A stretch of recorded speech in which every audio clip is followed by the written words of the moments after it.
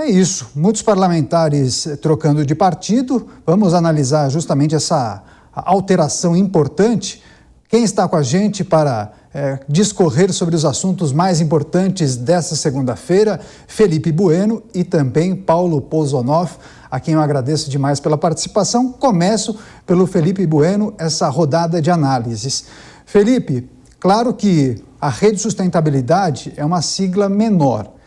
Potencialmente poderia publicizar mais as ações de um senador, mas Contarato decidiu ir para uma legenda maior, o Partido dos Trabalhadores. E a justificativa dele foi que a rede não conseguia atingir a cláusula de barreira. Que leitura fazer? Boa tarde, Daniel, boa tarde, Pozonoff, boa tarde a todo mundo que está nos acompanhando. Primeiras leituras que eu faço, muito brevemente, são as seguintes, né? Contarato, e isso você já destacou na chamada da reportagem, da matéria, da notícia, né? Teve muito destaque positivo na CPI da Covid. A parte isso, é um parlamentar respeitado tanto pelo lado progressista do Congresso Nacional como pelos outros lados do Congresso Nacional. É um político muito, muito respeitado. Obviamente tem os haters, mas aí paciência, né? Quanto à rede, né? A rede é um partido de ideal, mas que numa realidade como a brasileira não tem chance de crescer muito. Goste você ou não da rede, dá para perceber, né, ao longo dos anos, deu para perceber que a rede não tem para onde crescer. Então, o senador Contarato vai para o PT.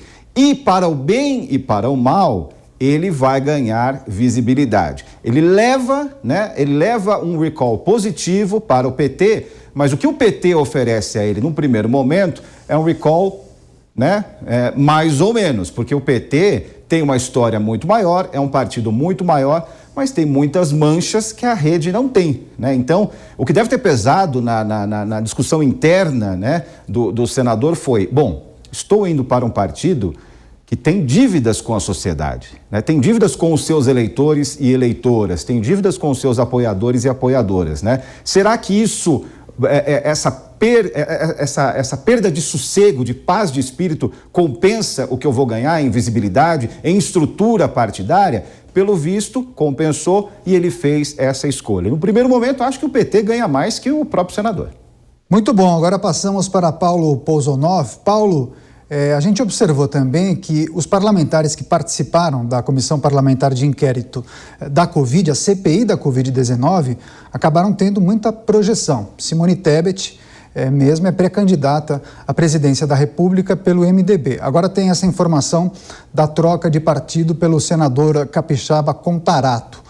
Você entende que esses parlamentares que por meses acabaram estampando seus rostos nos telejornais vão certamente acabar aproveitando essa fama que a CPI deu a eles? Boa tarde, Felipe, Daniel, boa tarde a todos. Assim, Daniel, vamos aproveitar essa fama. Não sei se ele teve um destaque tão positivo assim quanto o Felipe diz. Eu discordo um pouco. Acho que ele apelou ali, né? Fez o seu, deu o seu showzinho, como se diz.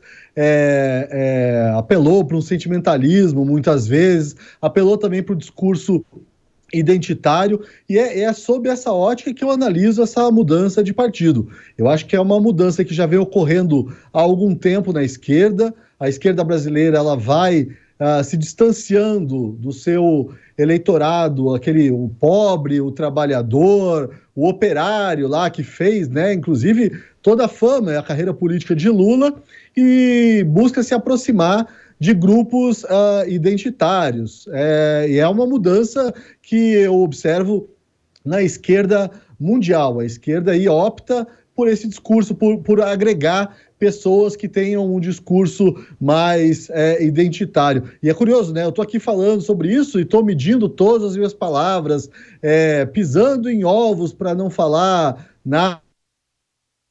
É curioso como essa autocensura é introjetada na gente e nos impede, né, às vezes até de nos expressarmos como a gente gostaria, porque realmente esse discurso identitário está muito atrelado a essa cultura do cancelamento. Então qualquer associação que se faça entre o senador Contarato, a sua orientação sexual, a escolha do partido, pode ser mal interpretada É curioso ver como essa autocensura já está introjetada no nosso meio. Agora, como a Bruna Torlaia, nossa colega aqui de Jovem Pan, até falou mais cedo aqui, é um gesto também que pode ser analisado como um gesto importante de perdão, né, cristão, do senador Contarato em relação ao PT. O PT que tem um histórico aí, como boa parte dessa esquerda mais antiga, às vezes de discursos considerados hoje em dia homofóbicos. Agora, mais uma rodada desse assunto, porque eu queria que o Felipe analisasse esse fluxo, muitas vezes, de parlamentares, uma vez que as pesquisas indicam que o Lula está à frente, mas bem à frente do segundo colocado. Então, me parece que essas posições de Lula, Bolsonaro e terceira via, tal, muito provavelmente Sérgio Moro, acabem fazendo com que alguns parlamentares deixem seus partidos e migrem para os partidos desses que estão bem posicionados, ou então as coligações que muito em breve serão feitas e formalizadas. Lula é o principal nome da esquerda, o outro seria Ciro Gomes, que não apresenta números tão satisfatórios assim. Você entende, Felipe, que além de Contarato, outros parlamentares de outras siglas menores de esquerda podem fazer esse mesmo caminho? É possível, sim, Daniel. Eu quero colocar aqui uma distinção que está na hora de a gente fazer e tem sido feita ao longo dos últimos tempos, até aqui no Brasil, mas mais em outros países, que é a distinção entre esquerda e progressista, né? Esquerda acabou tendo uma carga muito negativa usada pelos opositores, né, para pichar, né, essas pessoas ou essas instituições ou esses partidos com uma carga que talvez muitos nem carreguem ou nem queiram carregar ou nem sabem ou saibam que carregam, né? Já progressista, quem é? A gente coloca na gaveta dos progressistas, por exemplo, aqueles que entendem ou não se incomodam com as questões identitárias, né? Questões identitárias que são muito importantes e foram negligenciadas, sim, pelos clássicos partidos de esquerda, e esse problema já foi notado nos anos 80, né? Depois, com o advento da comunicação em massa, das tecnologias, internet e tudo mais, essas discussões passaram a iluminar, né? A trazer sombra também, por outro lado, mas a iluminar mais o pensamento desse lado progressista, né? Desculpa essa viajada aqui, mas fechando esse parênteses, eu concordo com você, por mais que se questione o fato de Lula ser agregador, né? Pensando em dois polos, né? Dá pra gente entender Bolsonaro como desagregador. Então, tirando os radicais, que pelo visto continuam naquele terço e aquele terço está cada vez menor, né? É mais fácil, na minha leitura, hoje, né? Bolsonaro desagregar que Lula desagregar. É mais fácil Lula agregar que Bolsonaro desagregar. Mas tem todo o universo da terceira via para ser desenhado ainda. Pozonov, Lula agregador te agrada? Não, eu também não vejo o Bolsonaro como tão desagregador assim. Bem, eles agregam essas pessoas que sempre aí orbitaram, né, em torno dos seus nomes. O Lula tem uma base fiel há muito tempo, uma base desiludida um pouco por conta dos escândalos de corrupção, mas o tempo serviu para mostrar isso, mostrar a fidelidade dessa base que parece que não liga muito para escândalos de corrupção se o objetivo final for ali, sei lá, uma utopia socialista ou, de repente, uma utopia identitária.